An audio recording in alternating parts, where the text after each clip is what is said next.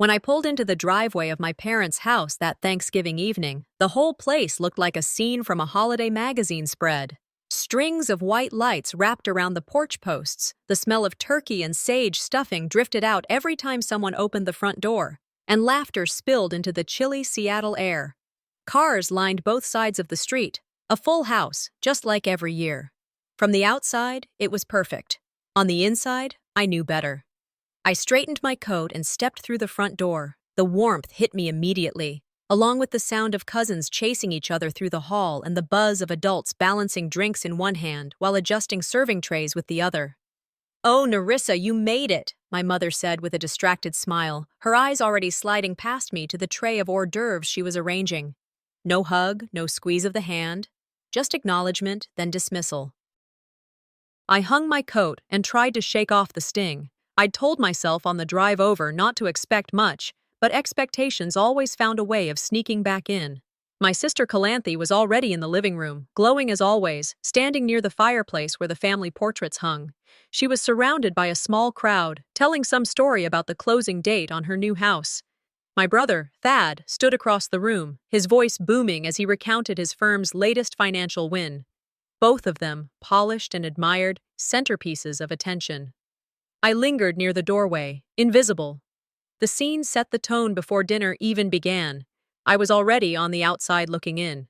We were called to the table a little later, the long dining table dressed with linen runners, crystal glasses, and polished silverware. Place cards sat at each setting. I walked around slowly, searching for mine.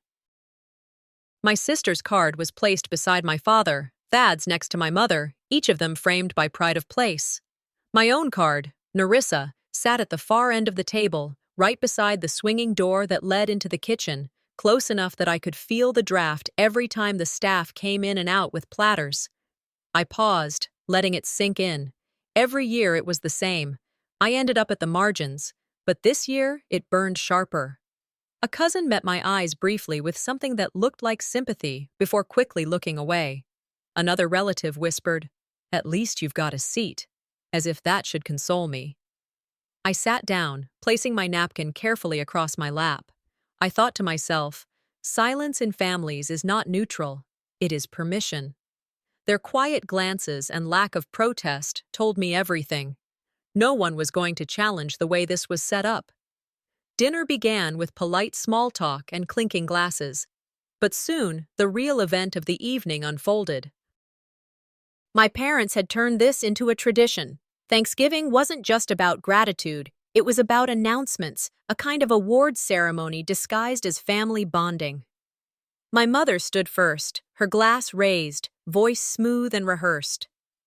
"This year, we are especially proud of our daughter, Calanthe," she said, smiling warmly at my sister. "Her dedication and responsibility have paid off. We're gifting her a new home." She reached into her pocket and pulled out a small velvet box. Inside lay a shining set of keys. The room erupted in applause. Relatives leaned in to pat Calanthe's back. Cousins gushed about how beautiful the house would be. My sister smiled modestly, pretending to wave off the praise, though I could see the gleam of satisfaction in her eyes. Then my father took over, his deep voice commanding the room. "And our son Thad," he said proudly, gesturing toward him. "He embodies discipline and perseverance. To honor that, we're presenting him with this." He held out a box, opening it to reveal a Rolex watch gleaming under the chandelier. Thad grinned as he slid it on his wrist. "Perfect fit," he said with a laugh, holding it up for everyone to see. Guests clapped, a few whistled in admiration. My father puffed out his chest. "This is what success looks like," he said firmly. I sat at my end of the table, my fork poised but unmoving. My chest tightened. I could already sense what was coming, or what wasn't. The ceremony moved on to casual chatter, laughter, refilling of glasses. My parents never once turned their eyes to me. No mention of my years of independence, the jobs I'd held down, the quiet support I'd offered when no one else had stepped up. It was as if my seat at the table didn't exist. I glanced at my plate, untouched. Dessert trays were being passed around, sweet smells filling the air. My parents shifted the conversation toward holiday plans, bypassing me entirely. It wasn't a new pattern, but tonight, under the glow of the chandeliers and the applause still ringing for my siblings, it cut differently. Eleanor Roosevelt once said, "No one can make." Guests nodded as if it were some clever remark instead of the barb it was. My brother lifted his wrist so the Rolex caught the chandelier light. My sister tapped the keys in her hand like they were an accessory she'd earned with her smile. I sat frozen at my corner, my cheeks warming while my fork stayed untouched. I wanted to believe I misheard him, that I'd added cruelty where none was meant. But the way his words hung heavy told me otherwise. The praise he showered on my siblings doubled as a mirror, showing what he refused to see in me. The noise of conversation carried on, but I couldn't keep swallowing air and pretending it was enough. Finally, I forced myself to speak. "Dad?" I said softly, but the table fell quiet anyway. "You've mentioned Calanthe and Thad. Was there anything for me?" It was a cautious question, one I barely had courage to let out. But his response came fast, sharp as glass. "Useless ones get no gifts." The words cracked through the air. A collective gasp rippled around the table. Someone cleared their throat, a cousin suddenly interested in his drink. Another shifted in her chair, eyes darting down. Even the clatter of silverware stopped. I felt every syllable land like a slap, sharper than any hand could deliver. My breath caught, my ears burned, and yet I stayed upright. Family was supposed to be your safe harbor. But at that moment, I felt tossed straight into the storm. I scanned the faces around me. No one intervened. Not a single relative challenged his cruelty. The guests shifted uncomfortably, but said nothing. My sister's lips pressed together in a smile that tried to look sympathetic, but landed smug. My brother leaned back, admiring his watch like the words had nothing to do with him. My mother then leaned in with her own weapon, her voice wrapped in a sweet veneer. "Every child writes their own resume, Nerissa," she said smoothly. "Some resumes deserve investment, and some don't." A few guests laughed nervously. One uncle raised his glass as if to lighten the mood. The laughter wasn't aimed at me, but it was at my expense all the same. I looked at her, studying the calmness in her eyes. Their cruelty wasn't accidental. It never was. They dressed it as wisdom, packaging it in phrases that sounded like lessons, but cut like knives. At the far end, an aunt spoke up with a thin smile. "Well, maybe next year." As if my worth could be tallied up on a scoreboard that reset annually. Inside, something in me shifted. I recognized the pattern. Love in this family was currency, paid only when you performed on their terms.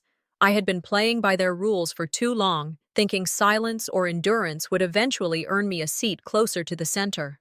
But silence had only confirmed their script. I didn't shout. I didn't cry. Instead, I thought carefully. Fool me once, shame on you. Fool me twice, shame on me. I wasn't about to let them fool me again. I set my fork down, fingers tightening around the handle as though it were the only anchor keeping me in place. The cranberry sauce on my plate glistened, untouched, its red surface smooth as glass. I stared at it, my reflection faint but steady. They thought they ended me with a sentence, I told myself. But sentences can be rewritten. My gaze swept the table one last time. My father lifted his glass again, his smile wide as if nothing had happened, as if words didn't wound. But beneath the quiet, I felt the plan forming in me like an ember, ready to burn. And I had already begun drafting theirs. The table stayed unnervingly quiet after my father's sentence dropped into the room like a hammer. No one defended me. Chairs creaked as people shifted in discomfort, eyes darted down at their plates, but not one person broke the silence. I realized again how silence had always been my family's favorite weapon, more effective than raised voices, more enduring than arguments. I remembered a line I once read in college, one that lived in my head whenever people chose neutrality in the face of wrong. The hottest places in hell are reserved for those who, in times of moral crisis, maintain their neutrality. Tonight it rang true. Neutrality at this table wasn't innocent. It was complicity. I sat still, my fork heavy in my hand. my glass of water trembling slightly as I lifted it to my lips. Their silence spoke as loudly as his insult, and it told me something I'd ignored too many times before. They weren't going to step in for me. Not tonight. Not ever. That's when my thoughts began drifting backward, pulling me into older wounds that looked remarkably like the ones still bleeding fresh before me. Earlier that very afternoon, while preparing to come here, my cousin leaned toward me with a nervous look. "Hey, did you get the family text?" she whispered as we parked outside. "What text?" I asked, frowning. "You know, the one about the seating, timing, who's bringing what." She hesitated. "Your name wasn't in the thread." I'd felt a hollow pit in my chest. Not even an oversight anymore. It was routine. I hadn't been included. When I confronted my mother inside the kitchen before dinner, she just laughed lightly. "Oh, must have been an accident, dear. You know how these phones are." But it wasn't the first time, and every time I let it slide, the omission carved a deeper groove. They planned together. They included together. And I was left outside of it all, expected to smile when I finally walked in, as though absence from the planning was nothing but a glitch. Omission was their art form, their way of erasing without lifting a pen. I traced those patterns further back, into my 20s, where my sacrifices lived but were never named. I remembered working 2 jobs while classmates partied, struggling to cover my student loans without a dime from my parents, nights spent behind a register at a grocery store, mornings teaching in a community center classroom. I didn't complain. I carried it quietly. Yet later, in their stories, it was my siblings who were praised for working hard young. And then, my father's company crisis. He'd faced a tax penalty that threatened to shutter the business. I had wired money I could barely afford, eating ramen for months, never telling anyone where the dent in my bank account came from. He accepted it, thanked me once, and never spoke of it again. Years later, when the story was retold at gatherings, it was Thad who was credited with bailing Dad out. I clenched my jaw recalling nights at the hospital when my mother was recovering from surgery. I had been there every evening after work, sleeping in the uncomfortable chair by her bed. My siblings were too busy. Still, in her favorite tale, she liked to say, "Calanthe never left my side." It wasn't that they forgot. No, forgetting is passive. What they did was deliberate. They rewrote. And in their revision, my existence shrank smaller with every telling. The voices at the table tonight carried that same revisionist weight. I could almost hear them filing this evening away, setting the story. Calanthe, the responsible one, honored with a home. Thad, the disciplined achiever, celebrated with a Rolex. Nerissa, the wandering daughter, the one without gifts, without recognition, without mention. I had once tried to excuse it. They're just forgetful, I told myself. They don't mean it. They don't realize. But tonight, with the cranberry sauce untouched before me, I saw it plain, intent. My family didn't misplace my name by accident. They erased it on purpose. History, I thought bitterly, is written by those who hold the pen. And in my family, the pen was never mine. Laughter picked back up faintly around the table as the dessert trays began to move. I didn't join in. My grip tightened on the stem of my glass, anchoring me in a place that felt less like home and more like exile. I felt detached, like a ghost seated among the living, hearing their voices but unseen by all. But ghosts can watch, and ghosts remember. If they could erase me from their story, I would write my own. And for the first time that night, I started to think not about survival, but about strategy. The clinking of forks against porcelain slowed as the dinner plates were cleared away. My mother moved with her usual grace, a smile fixed to her face as if everything unfolding that night was perfectly normal. When the servers stepped back into the kitchen, she turned toward me with a small parcel wrapped in tissue. "Here," she said brightly, handing it across the table, "so you don't feel left out." The package was light in my hands. I unwrapped it slowly, my movements deliberate, because I already knew whatever lay inside wasn't meant to honor me. When the tissue fell open, I saw a faded embroidered handkerchief, the kind of thing you find forgotten at the back of a drawer. My siblings leaned forward to admire it, murmuring polite, "Oh, how sweet," comments, but the corners of their mouths twitched with amusement. Someone chuckled from farther down the table. Another relative said, "Practical, at least."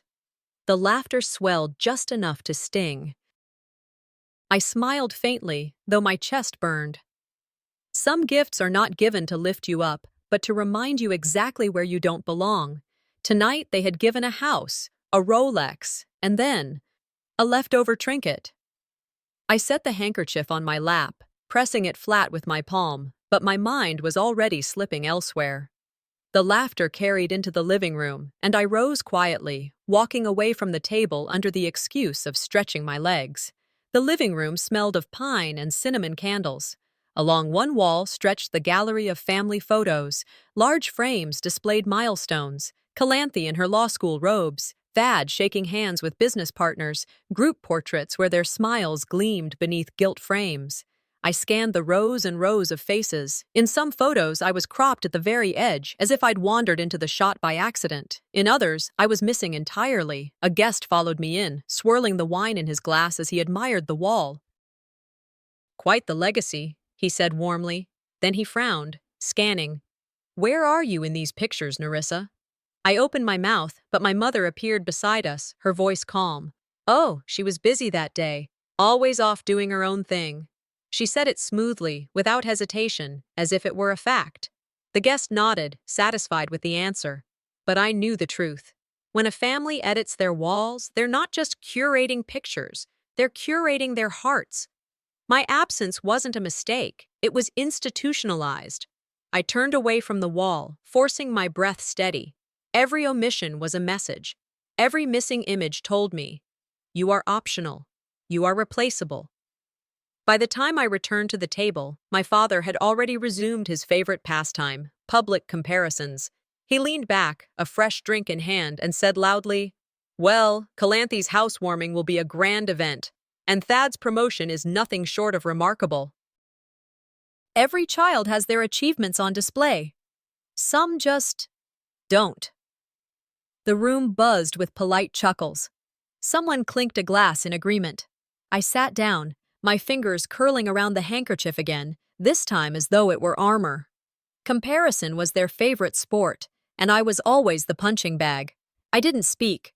I didn't roll my eyes or protest. I just stared at my plate, letting their words settle into me like stones sinking to the bottom of water. My silence wasn't weakness, it was study. Because clarity had started to form in me. This wasn't about one night, one meal, one insult. This was the pattern of a lifetime. And I finally saw it for what it was. A rigged game. I glanced around the table, meeting no one's eyes. Relatives smiled weakly, echoing my parents' judgment by staying mute. Complicity was easier than confrontation. For them, silence was safer than truth. Inside me, something shifted further. I knew I wouldn't keep playing by their rules. I had endured years of humiliation and dressed it up as loyalty. I had told myself endurance was virtue, that keeping peace was strength. But even the quietest dog bites when cornered. I pressed my lips together, fighting the urge to speak out in that moment. The time wasn't right. I could feel my heart pounding, but my mind was sharp. For years, I had let their narrative define me, but tonight I understood something crucial. Silence could be weaponized, and mine was turning from submission to strategy. My mother's voice broke through my thoughts, soft but final. "You see, dear, each of you has your own way of showing us what you're made of." She looked toward Calanthe, then Thad. Her gaze never landed on me. I straightened in my chair. Outwardly, I stayed still, even serene. But inwardly, I set a line I knew I wouldn't let them cross again. They wanted me erased, but erasing me would cost them more than they ever imagined. And the time to remind them was coming faster than they thought. From the very start of the evening, I had taken precautions. Before anyone sat down, before the first toast was raised, I had slid a small red envelope under my plate. My hand brushed against it now, hidden from sight, my thumb tracing the edge as if it were a talisman. No one else at the table knew it was there, but I did. I had carried it with me for weeks, not because I wanted to use it, but because I suspected one day I might have to. I kept my expression calm, joining in the forced laughter, pretending to taste the pumpkin pie placed before me. But inside, I reminded myself of a truth I'd come to understand too late. Sometimes silence isn't surrender. Sometimes it's strategy. That envelope represented years of patience, years of keeping records while they rewrote the story. It was the soundless weight of proof, biding its time. I sipped my water and let the envelope rest beneath my fingertips like a secret weapon. Timing mattered. To use it now would be reckless. But to keep it close reminded me I wasn't powerless. They thought they had stripped me of my place, but I had placed my own fuse under their table. The longer I sat, the more my mind reached back into the vault of memory where so many stories had been stolen. I thought of the months after my mother's surgery. I had been there almost every evening, setting aside my work to sit in the stiff hospital chair, adjusting her pillows, spooning broth into her hands when she was too weak. Yet at her birthday, 2 years later, she'd raised her glass to Calanthe and said, "She never left my side, always my constant companion." I remember the applause that followed, my own role erased by the smooth stroke of her selective memory. Then there was the year my father's company faced collapse over unpaid penalties. He had called me one evening, voice low, asking if I could spare anything. I sent what I had, draining my savings until I was living on noodles. He took the money without hesitation. And later, when the story resurfaced at a Christmas dinner, my father clapped Thad on the back. "He's the one who kept us afloat," he said, "always looking out for the family business." Thad had smiled proudly, never correcting him. It wasn't that they forgot. Forgetting implies accident. This was deliberate. My deeds weren't only erased, they were reassigned, repackaged, and given to someone else. It wasn't just absence, it was theft. It wasn't that I was forgotten. It was that my deeds were stolen. The ache of it pressed on my chest now as I listened to the conversation swirling around me. A cousin raised his glass and said, about the legacy they would leave behind. I breathed steadily, forcing patience. Tonight wasn't about losing control. It was about holding it long enough. I shifted my hand again, feeling the corner of the red envelope under my plate. "You took my stories," I whispered inside my own head, lips barely moving. "But I took the proof." And when the time came, I would let it speak louder than all of them. My father's glass rose again, his voice swelling to command the room as if the earlier humiliation had not been enough.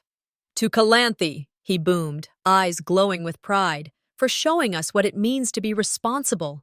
To Thad, for his discipline and his drive. We are proud of the children who carry our name with honor." The room erupted into applause, hands clapping, glasses lifted high. I sat still at my place near the kitchen door, the draft brushing my shoulder each time it swung open.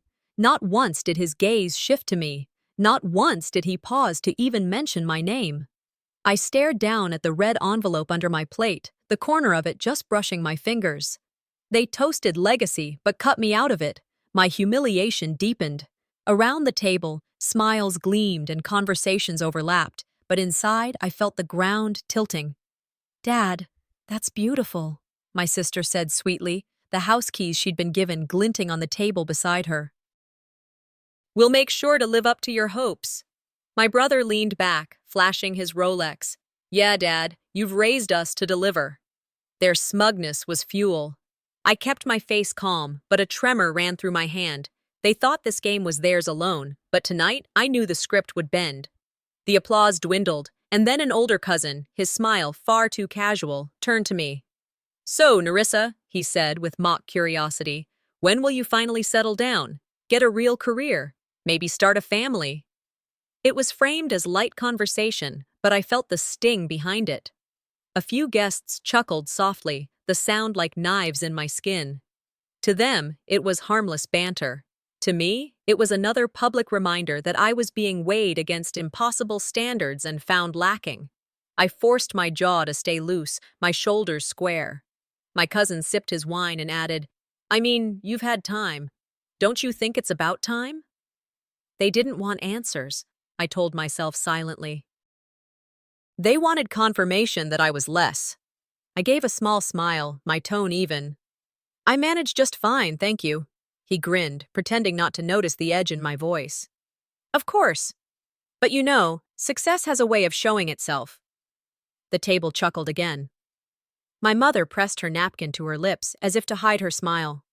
I pressed my fork gently into the tablecloth.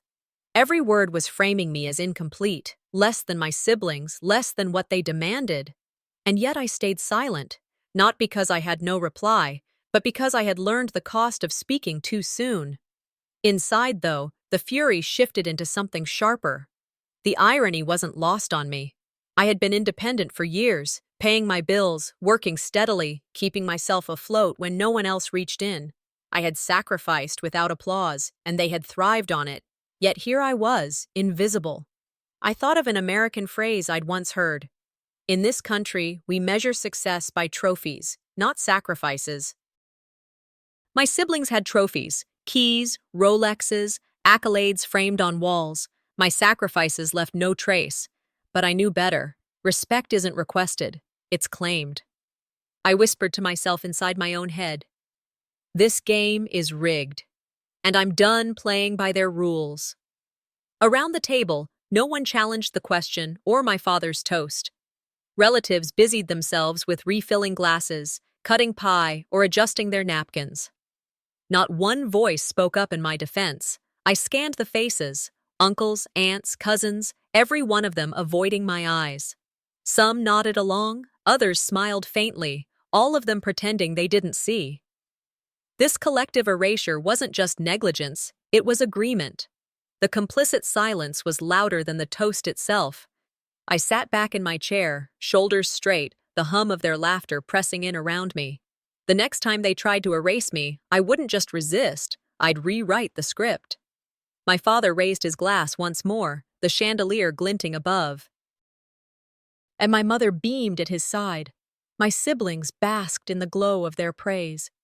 And I sat with the red envelope brushing against my hand, my heart pounding, my mind sharpening. If they wanted me silent, they had forgotten silence has a sound of its own, an explosion when it breaks. And mine was about to break wide open. Thad lifted his arm high so the Rolex caught the chandelier's light, the gold face glimmering as if it had its own spotlight. He leaned back in his chair, grinning toward the guests. "Dad knows who's worth investing in," he said. His words sliced through me like a polished blade. The table broke into light laughter. Some relatives murmured agreement, one uncle raised his glass, and even my mother gave a proud nod. The Rolex wasn't just a watch. It was a weapon, flaunted to remind me of my place. I sat still, outwardly calm. Inside, I felt the familiar rage stir. But this time, it wasn't the kind that made me tremble. It was the kind that made me steady. They thought silence meant surrender. They were wrong.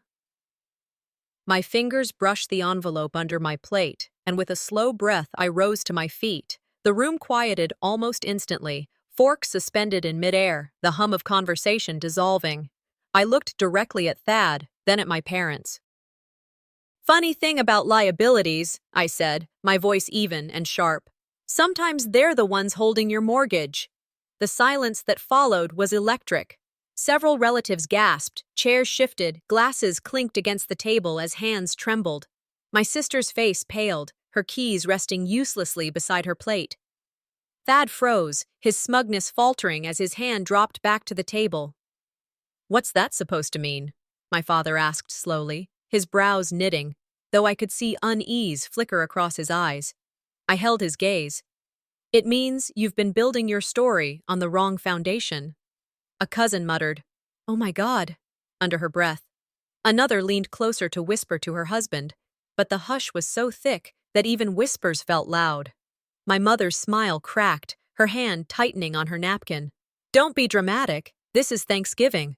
"I'm not being dramatic," I replied, my voice low but cutting through the tension like glass.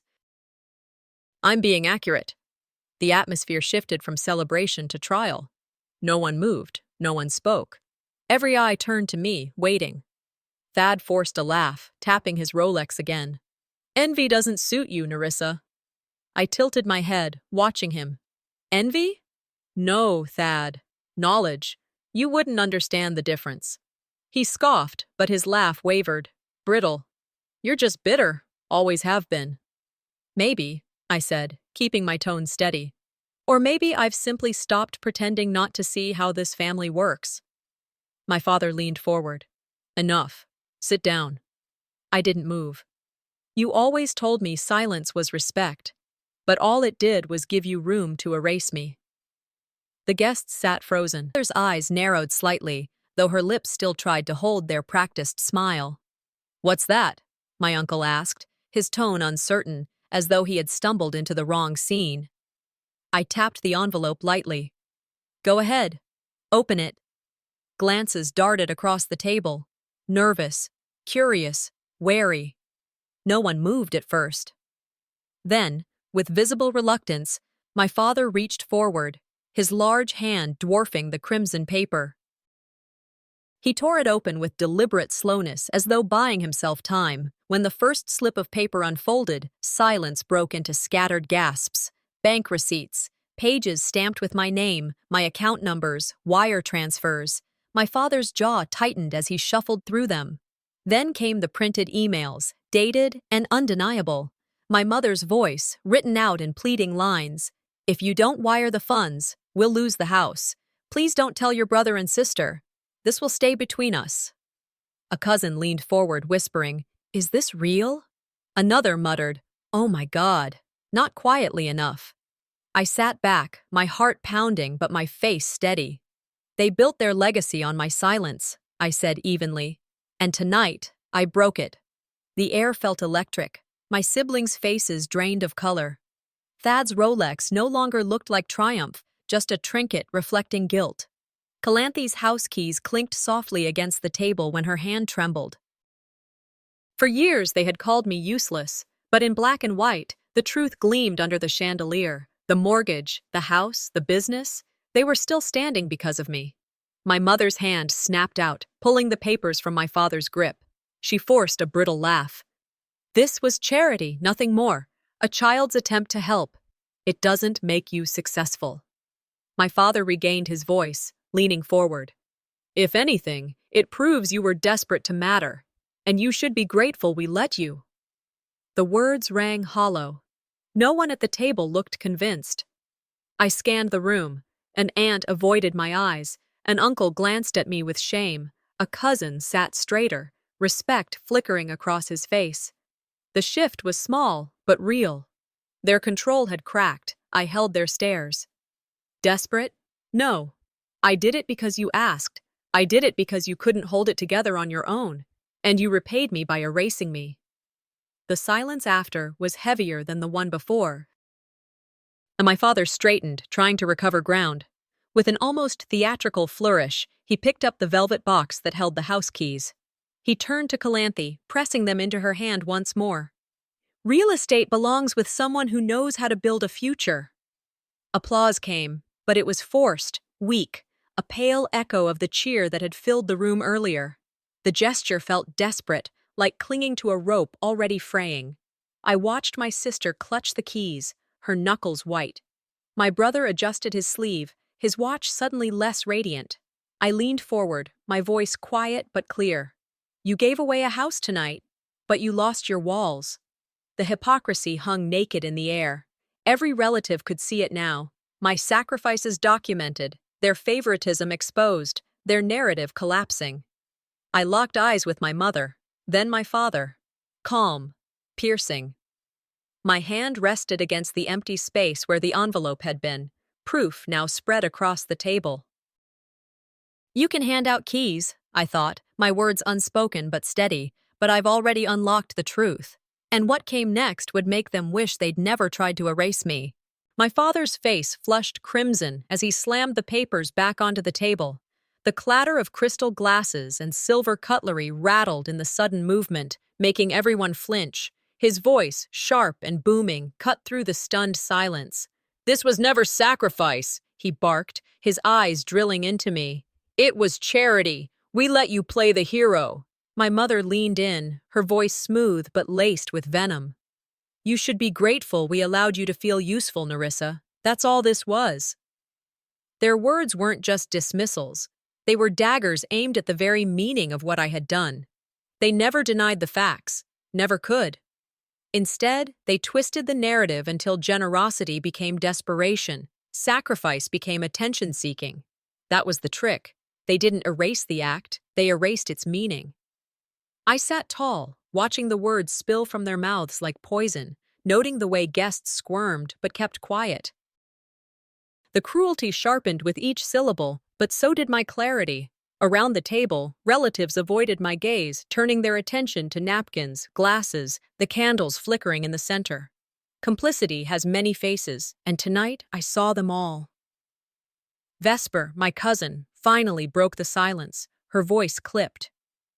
"They're right. You did it for attention." A bitter laugh caught in my throat. I looked straight at her, then swept my eyes around the room. "Of course! Attention! That's what you call it when you're desperate to rewrite history." No one replied. The silence thickened, heavy with guilt and cowardice. Inside, I knew what this was. Gaslighting wasn't a tactic, it was tradition. In America, people like to say, "Don't rock the boat."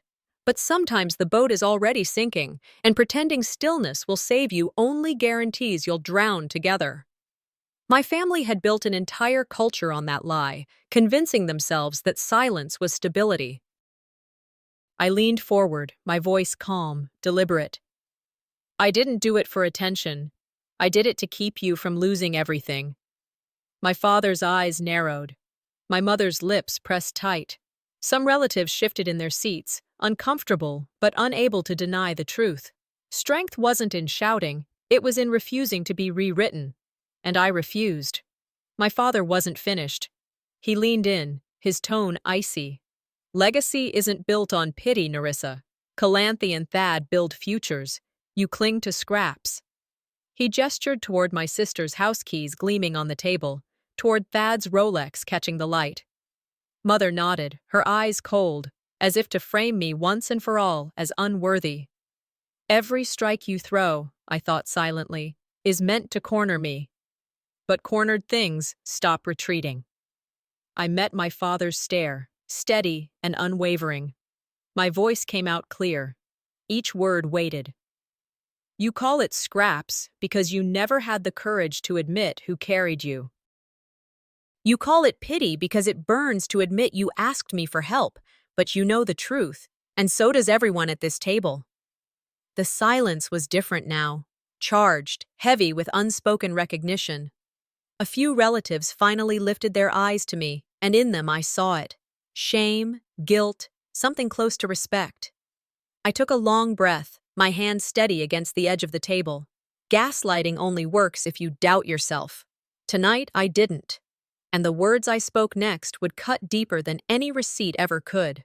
The scrape of my chair against the hardwood cut through the air like a blade. Every head turned toward me, and for a moment the only sound in the room was the faint crackle of the fireplace.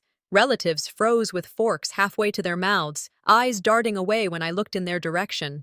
I stood slowly, steadying my breath, letting the silence stretch until it weighed on everyone at the table. Silence is louder than words when it comes from a room full of cowards, I thought, my fingers brushing the edge of the table. I scanned their faces, my aunts twisting napkins in their laps, my uncles clearing their throats as if that could erase complicity, cousins staring hard into their glasses of wine. Each one had heard the truth, and each one had chosen safety over decency. The shame of it hung over the table like smoke. I turned to my parents. My father sat rigid, his jaw tight, his hand still resting on the pile of receipts he had tried to dismiss minutes ago.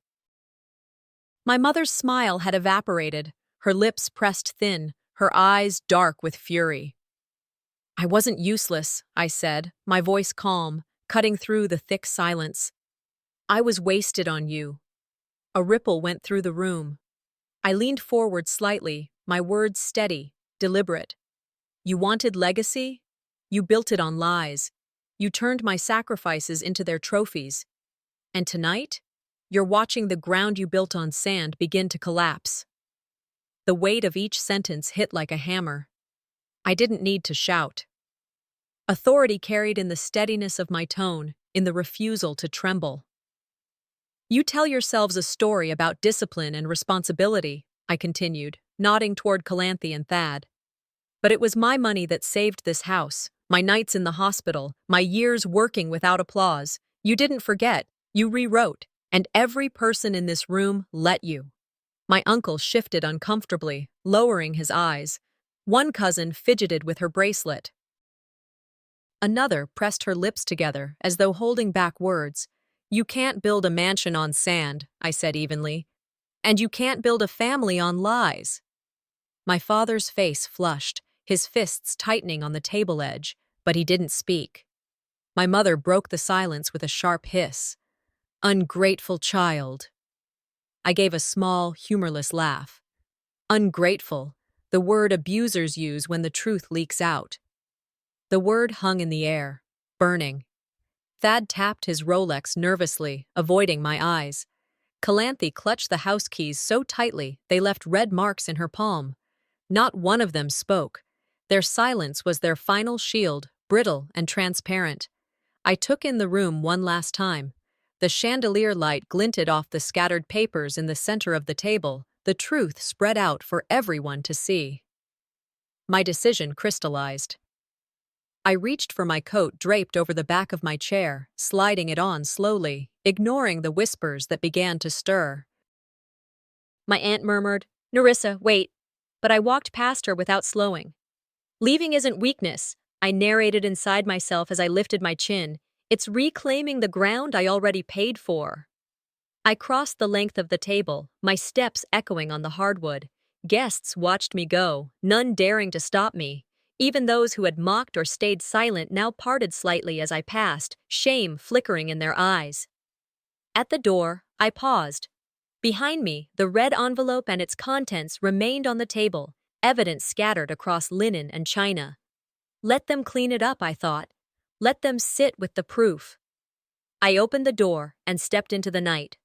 Cold Seattle air rushed against my face, crisp and clean compared to the suffocating weight I had just left behind.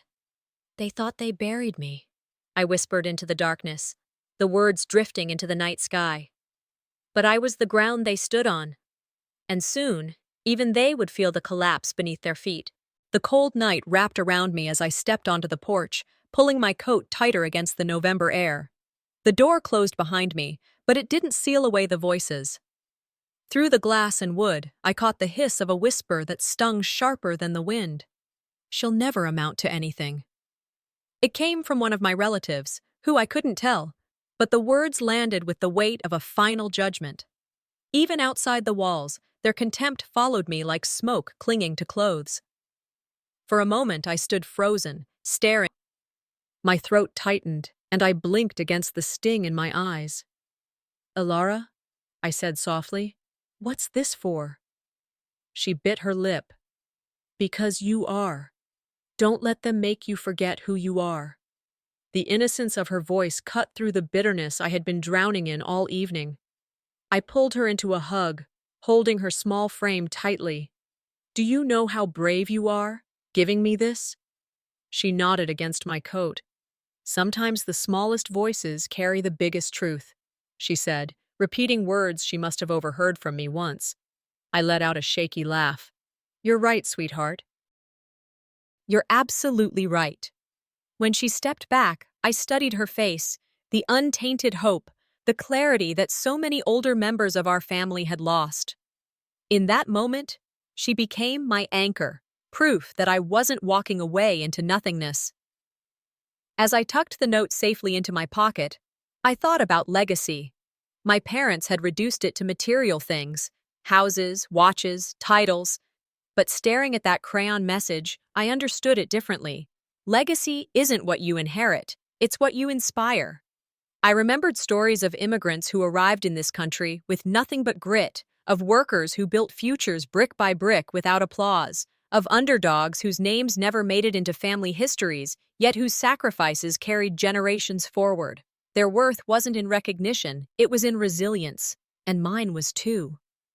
"I see it now," I whispered to Alara, though perhaps more to myself. "They can never take this away from me." Alara smiled, her gap-toothed grin shining in the dim porch light. "Promise you won't forget?" I knelt again, taking her small hands in mine. "I promise, and I promise something else. I won't let you grow up thinking silence is normal. Don't ever believe being quiet in the face of cruelty makes you good. It only makes you invisible. She nodded solemnly, as though sealing a pact. Then she gave me one last squeeze before darting back to the door, slipping inside with the innocence of a child who still belonged there, though she understood more than anyone guessed. I straightened my coat and began walking down the quiet street. My steps were lighter now, not because the night was warm, it wasn't, but because my heart finally felt steady. When you leave what is broken, I thought, you make space for what can heal. I pulled the crayon note from my pocket once more, holding it under the glow of a streetlight. The childish letters glowed like a beacon, stubborn and bright against the darkness. "If they won't rewrite the story," I whispered, "then I will." And the first chapter of that story would begin tomorrow. The days after Thanksgiving were quiet, so quiet they might have felt eerie to someone else, not to me. My phone didn't ring. No texts lit up the screen. No emails slipped into my inbox. My parents and siblings had locked the silence tight, as though pretending I didn't exist would undo what had happened at the table. But for the first time, that absence wasn't painful. It was liberating. I walked through my new apartment one morning, the light pouring in through windows that overlooked a busy Seattle street. Boxes still lined the hallway, but the space already carried a peace I hadn't known in years. "Some doors don't close gently," I murmured, running a hand along the fresh painted wall. "They slam shut, and thank God they do." The contrast was stark. I thought of the cold hostility I'd grown used to in my parents' house, the constant judgment hiding under holiday smiles. Now, when I sat on the floor with a mug of coffee, there was only calm. Their silence wasn't a wound anymore. It was proof. Proof of their indifference. Proof that the bonds had always been conditional. Proof that I was right to leave.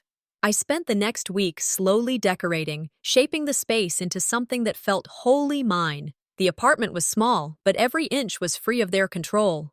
Above the couch, I hung the first frame, Alara's crayon note, the words, "You're my hero," still crooked and bold. It was the centerpiece, the anchor of the room. "Legacy isn't measured in what's handed down," I said aloud as I adjusted the frame. "It's measured in what you choose to hang on your own walls." My parents had curated their house with portraits that told only half-truths, walls that erased me, rewriting history to flatter the children they preferred. I smiled at my single frame. It wasn't polished, wasn't expensive, but it was honest. And in honesty, it held more value than all their gilded lies combined. Over the following weeks, whispers traveled through the extended family. The receipts had done their work. Cousins called each other late at night, retelling the scene, the papers, the emails. My parents tried to downplay it, telling anyone who asked that I was exaggerating, desperate, unstable. But the truth was already out, and truth has a way of sticking. "You can erase me from pictures," I wrote in my journal one evening, "but not from the story once the truth escapes." A few relatives I hadn't heard from in years reached out quietly. One aunt sent a message, "We didn't know. We should have asked." An uncle wrote, "Your courage that night. It made us see things differently." I didn't need their apologies, but I accepted their recognition as small signs that the narrative had shifted. The real punishment for my parents wasn't anything I said, it was reputation. Their authority was fractured. Their story no longer held power. They had tried to control the script, but the script had slipped from their hands. Vindication didn't roar. It whispered, steady and undeniable. And it was enough. With each passing day, I felt myself loosening the grip of old wounds. I stopped begging for a seat at their poisoned table. I stopped replaying the moments of humiliation like a tape I couldn't shut off. Instead, I looked forward. I threw myself into work, taking on projects I'd been too drained to pursue before. I reconnected with friends who had always seen me clearly, who never asked me to shrink. Slowly, I built a circle that felt like family, not by blood, but by choice. One evening, sitting across from Alara at a cafe, I told her softly, "If you ever feel invisible, you'll know I see you." Her small smile was all the confirmation I needed that my promise mattered. Family isn't always blood. Sometimes it's the ones who hand you the pen when you've been written out, and I was holding the pen now.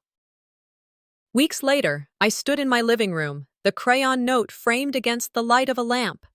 The words glowed faintly in the warm air of my home.